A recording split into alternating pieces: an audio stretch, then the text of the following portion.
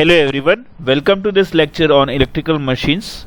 So in the last class we were discussing about RMF due to a three phase winding. So हम वहीं से एक बार थोड़ा सा और उसको देखेंगे, ठीक है, तो कि कैसे मूवमेंट हो रहा है ओमेगा T1 पे ओमेगा T2 पे. उसके बाद we'll discuss about uniformly distributed winding and then we'll solve some numericals. Okay, so let's start with the lecture. So if you remember the last class we have discussed up till here, right? Resultant MMF of the constant magnitude of in an air gap. So जो last equation आई है मेरे पास आई 3/2 NIM cos omega t minus theta, ठीक है. So now let us suppose at any time t1, okay, कोई भी एक time ले लो आप t1, let's suppose t1 at any time t1, है ना. The wave is distributed sinusoidally around the air gap with its positive peak at omega t1, ठीक है. किसी भी टाइम t1 पे जो वेव है वो मेरी एयर गैप के अराउंड साइनसॉइडली डिस्ट्रीब्यूटेड है, ठीक है. और t2 पे it is having theta is equal to omega t2.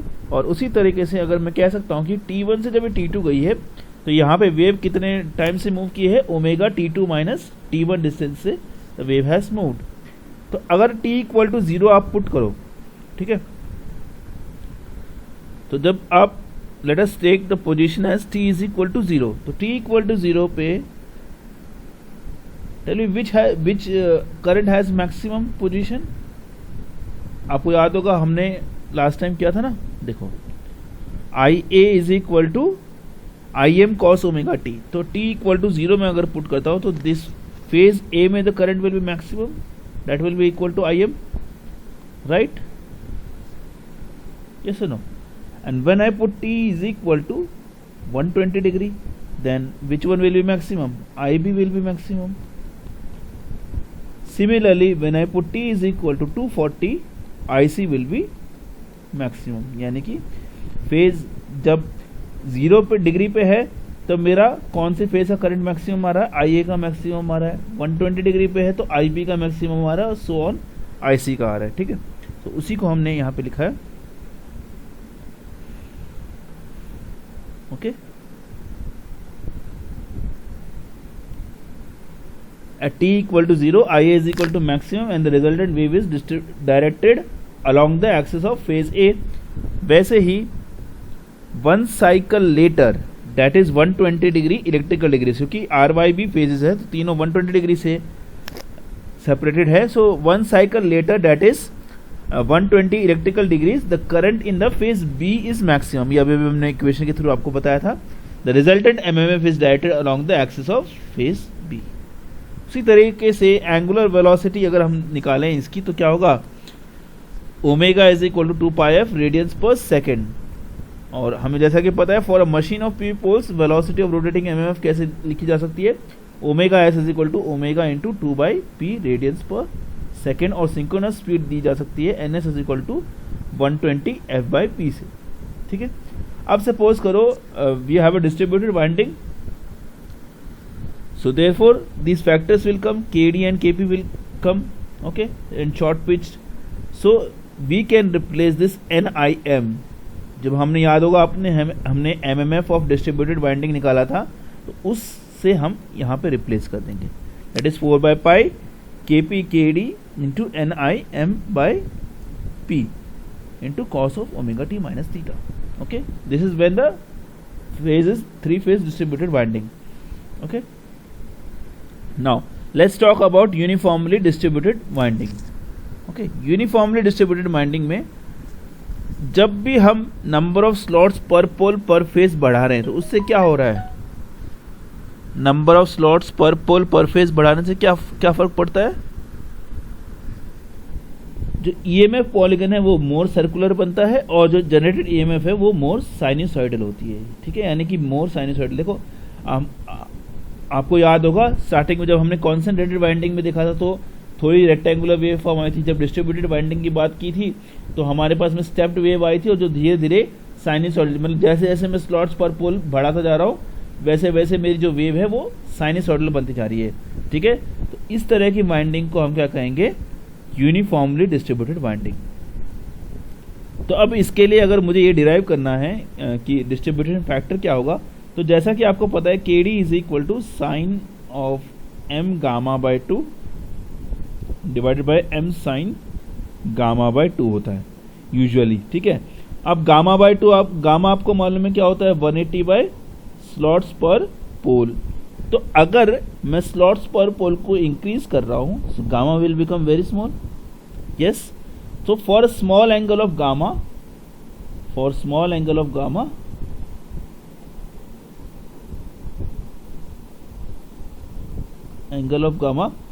what is sin gamma by 2 equal to? Sin gamma by 2 is equal to approximately equal to gamma by 2. Therefore we can modify this KD equation as sin of m gamma by 2 divided by m into gamma by 2। अब gamma by 2 को आप radiance में convert करना चाहें तो उसको आप पाई by 2 से मल्टीप्लाई कर देंगे, तो pi by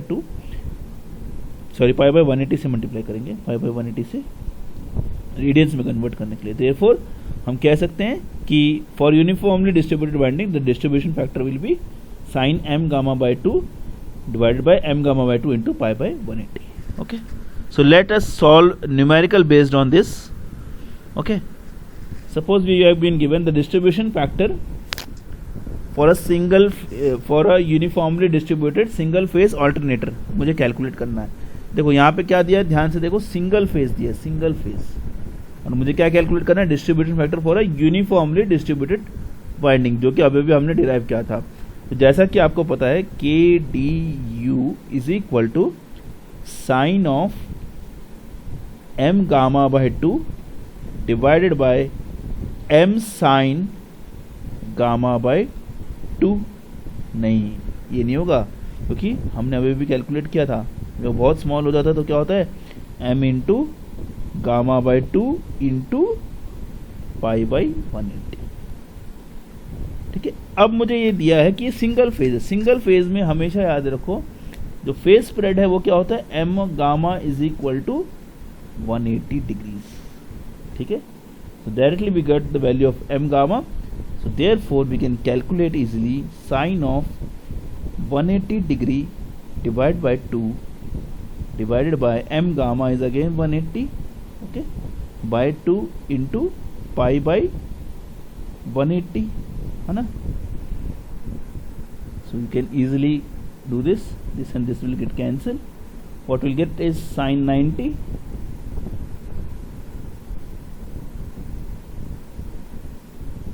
sine 90 degree divide by pi by 2।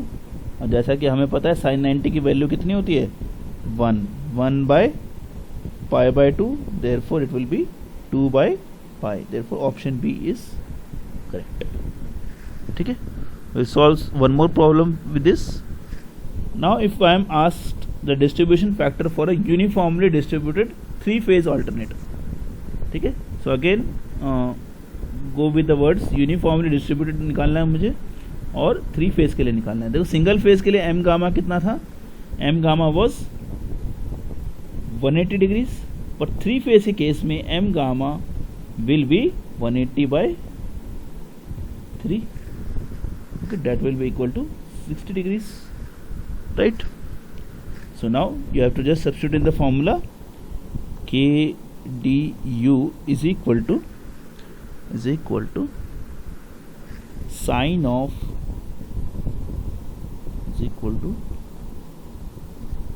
of m gamma by 2 divided by m gamma by 2 into pi by 180। ठीक है, m gamma is 60, तो sin 30 divided by 60 by 2 into pi by 180। ठीक है, 61 are 63, so this will be pi by 6, right?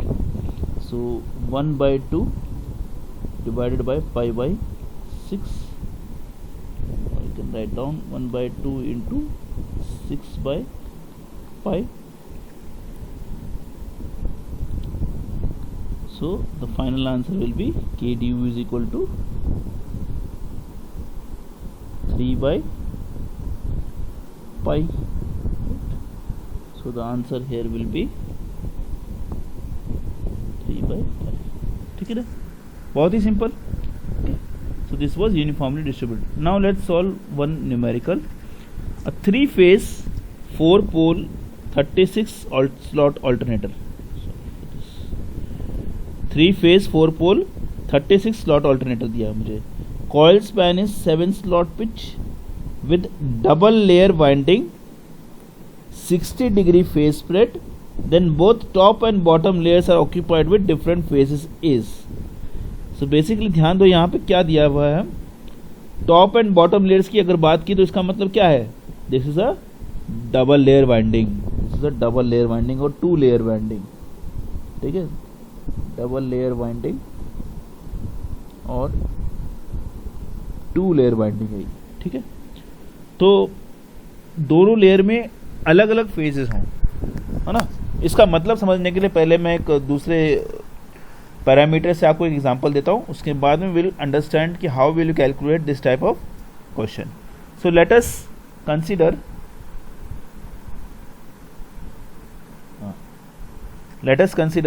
A 3-phase 2-pole 12 slot alternator हम consider करते हैं. ठीक है, मान के चलते कि हमारे पास में डबल लेयर है. अब देखो यहाँ पे स्लॉट्स पर पोल कैसे कैलकुलेट कर लेंगे. Slots per pole per phase कितने हैं, तो नंबर ऑफ स्लॉट्स कितने हैं आपके 12. ठीक है, पर पोल 12/2 6, पर phase 6/3 2. Slots per pole per phase is nothing but 2. यानी कि हर एक फेज पे आपको 2 स्लॉट्स मिल रहे हैं, हर एक फेज पे आपको 2 स्लॉट्स मिल रहे हैं. ठीक है, और हर एक स्लॉट एंगल कितना है. स्लॉट एंगल अगर आप देखें तो क्या होता है, gamma is equal to 180/s/p. ठीक है, तो 180 by slots per pole is how much 12/2, that is nothing but 6. Okay, 630, यानी कि हर एक स्लॉट का एंगल 30 डिग्री है. तो हर एक, याद रखो, हर एक फेज के अंदर 2 स्लॉट्स आ रहे हैं और हर एक स्लॉट का एंगल 30 डिग्री है. और हम यहाँ पे 3 फेज ले रहे हैं, आर वाई बी, 3 फेजेस ले रहे हैं, आर वाई बी. तीनों फेजेस के बीच में कितना फेज डिफरेंस होता है, 120 डिग्री होता है. तो सपोज करो कि पहले 2 स्लॉट्स में वी हैव आर फेज. ठीक है, ये वाला slot R1 R2 R3 R4, इस तरीके से डबल लेयर बाइंडिंग है. तो R1 R2 ऊपर की तरफ और R3 R4 नीचे की तरफ. अब बताओ कि अगला जो फेज है वो कहाँ से स्टार्ट होगा, वो कैलकुलेट करने के लिए आप स्लॉट एंगल देखते जाओ इसका ध्यान से. तो हर एक स्लॉट एंगल कितना है, देखो ध्यान से, 30 degrees. So this is 30 degree. Okay, so this is 60 degrees. This will B 60 + 30 90 degrees. This will B 120 degrees. ठीक है, तो यहां के बाद में 120 डिग्री कंप्लीट हो गया ना, तो नेक्स्ट फेज स्टार्ट हो गया. तो यहाँ पे आपका वाई फेज स्टार्ट हो गया, आप देख सकते हो यहाँ पे. ठीक है, वाई एकदम सिंपल चीज है, वाई फेज स्टार्ट हो गया आपका. ओके, अगेन दूसरा कलर यूज करता हूँ 2 मिनट के.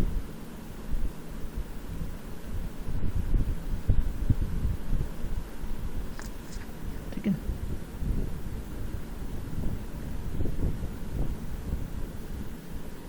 ओहो सॉरी 90 डिग्रीज. This is 90 20 120. ठीक है, let us use some different colors. Let us use this. Okay, so यहाँ पे आपका वाई फेज आ गया 120 डिग्री के बाद. अगेन यहाँ से भी आपको 120 डिग्री लेके जाना है, तो क्या करोगे 30, रुको सम डिफरेंट पेन. सो ये 30 डिग्री हो गया आपका, ये 60 डिग्री हो गया, ये 90 डिग्री हो गया, ये 120 डिग्री हो गया. तो अगेन आर वाई अब बी फेज स्टार्ट हो गया, है ना. बहुत ही सिंपल चीज, बहुत ही सिंपल कॉन्सेप्ट. ये आ गया आपका बी फेज. ठीक है, अब आपने एक तरफ से तो इंसर्ट कर दिया, दूसरी तरफ से आपको बाहर की तरफ भी निकालना है। ओके, सो उसके लिए अगर हम मान के चलें कि फुल पिच है, तो फुल पिच है तो टोटल एंगल कितना होना चाहिए, 180 डिग्रीज होना चाहिए।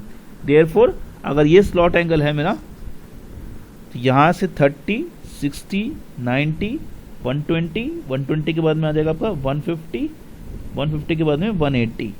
तो यहाँ पे आपका एक पिच खत्म हो गया, तो यहाँ से आपका आ जाएगा R3 dash, R4 dash, R1 dash, R2 dash. उसी तरीके से B3 dash, B4 dash, B1 dash, B2 dash आ जाएगा, और उसी तरीके से Y3 dash, Y4 dash, Y2 dash. अब इसमें अगर आप ध्यान से देखो, ये फुल पिच कॉइल है। फुल पिच में अगर आप देख रहे हो दोनों लेयर्स में यहाँ पे इक्वल फेज है। यहाँ पे भी सेम फेज है, यहाँ पे भी सेम फेज है, यहाँ पे भी सेम फेज, यहाँ पे भी सेम फेज, यहाँ पे भी सेम फेज, यहाँ पे same phase, same phase, same phase, same phase, same phase, same phase, सब में सेम फेज है। R phase, R phase, R, B phase, B phase, B phase, B phase, Y phase, Y phase and Y phase. अगर by chance if I do one slot pitch, ठीक है, तो यहां से एक हट जाएगा। तो अब बताओ यहां पे जो दो फेजेस हैं डेट विल बी डिफरेंट। तो इसी के बेस पे हमें अपना क्वेश्चन करना है, ठीक है। हम हर बार इतना कॉम्प्लिकेटेड डायग्राम नहीं बनाएंगे। Okay, will do, let us do this question now.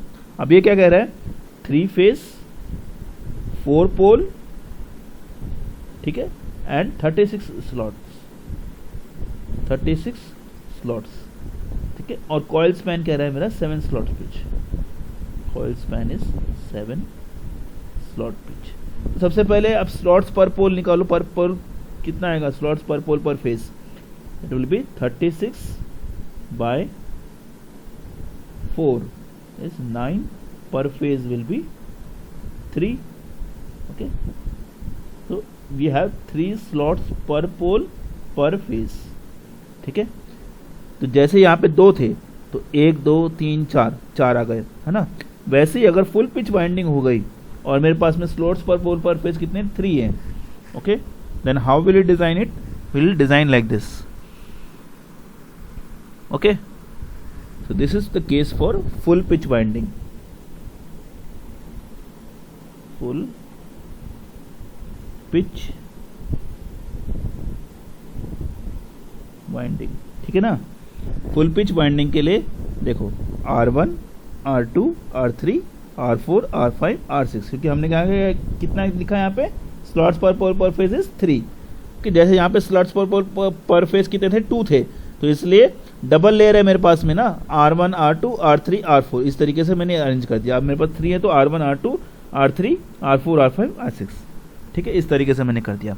अब अगर हम इसको ध्यान से देखें तो हम ये लिख सकते हैं कि 3 स्लॉट्स, टोटल 3 स्लॉट्स हैं। Okay, they are having 3 slots with same phase, तीनों स्लॉट में हमारे पास में सेम फेज हैं, ठीक है। तो अगर मैं एक स्लॉट की बात करूं, if I talk about one slot, so this will be having 3/3 slots with same phase, that is equal to 1 slot with same phase.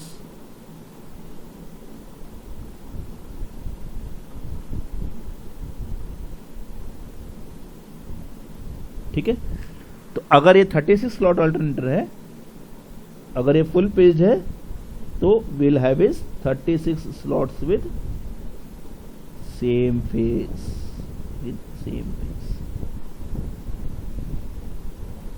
ठीक है, यहां तक ओके। इसी तरीके से अगर मैं मान के चलूं it is short pitch by 1 slot, तो इस तरह की आएगी, क्योंकि ऑलरेडी स्लॉट्स पर फेज कितना है, 3 है, और एक स्लॉट अगर मैं कम कर रहा हूं, okay, short pitch by 1 slot लिखा है ना, तो इसलिए मैंने एक स्लॉट कम कर दिया। तो अब मैं क्या कंडीशन लिख सकता हूं कि 3 स्लॉट्स, टोटल स्लॉट्स कितने हैं यहाँ पे, 3 स्लॉट्स हैं, लेकिन कितने स्लॉट्स में सेम फेज है, ध्यान से देखो, इसमें सेम फेज है, इसमें सेम फेज है, लेकिन इसमें सेम फेज नहीं है। Therefore I can write 3 slots is equal to 2 slots are with same phase, 2 slots are with same phase, ठीक है। तो 1 स्लॉट का क्या आ जाएगा, 1 slot will be 2/3 slots with same phase. So उसी हिसाब से बताओ 36 स्लॉट्स के लिए क्या आएगा, 36 स्लॉट्स के लिए क्या आएगा 2/3 into 36 slots with same face, तो 3/12 होता है, तो 24 स्लॉट्स विद सेम फेस। तो ठीक है, कॉन्सेप्ट आपको समझ में आ गया। अब यहाँ पे क्या बोला है मुझे, ये तो कॉन्सेप्ट समझ में आ गया। अब यहाँ पे क्या है, कॉइल स्पैन 7 दिया है, ठीक है, कॉइल स्पैन 7 दिया है, लेकिन अब मुझे पता करना है कि कितने पिच से इसको शॉर्ट पिच किया गया है, कितने स्लॉट से इसको शॉर्ट पिच किया गया है। तो वो फाइंड आउट करने के लिए मैं स्लॉट्स पर पोल कैलकुलेट कर सकता हूँ, that is 36/4 that is equal to 9। तो अगर फुल पिच होता तो 9 होता टोटल, लेकिन यहाँ पे कितना है 7 है, कॉइल स्पैन 7 है, तो 9 - 7 विल गिव यू 2। इसका मतलब 2 स्लॉट से उसको शॉर्ट पिच किया गया है। तो उसके लिए कैसे हम डायग्राम बनाएंगे, इस तरीके से हमारा डायग्राम बन जाएगा। तो इसमें यहाँ पे तो सेम फेज है, बाकी दोनों में सेम फेज नहीं है, तो इसी को हम स्टेटमेंट में लिख सकते हैं 3 slots, okay, 3 slots be giving 1 slot with same phase, क्योंकि यहाँ पे सिर्फ एक ही स्लॉट में सेम फेज है, 1 स्लॉट विद सेम फेज, ठीक है। Therefore 1 slot will give 1/3 slots with same phase, ठीक है। 36 स्लॉट्स के लिए कितने का सेम फेज हो जाएगा, 36 slot will have 1/3 into 36 slots with same phase, 3/12, तो 12 slots are with same phase. और अगर आपको slots with different phase calculate करना है तो will do 36 - 12 that is equal to 24 slots are with different phase,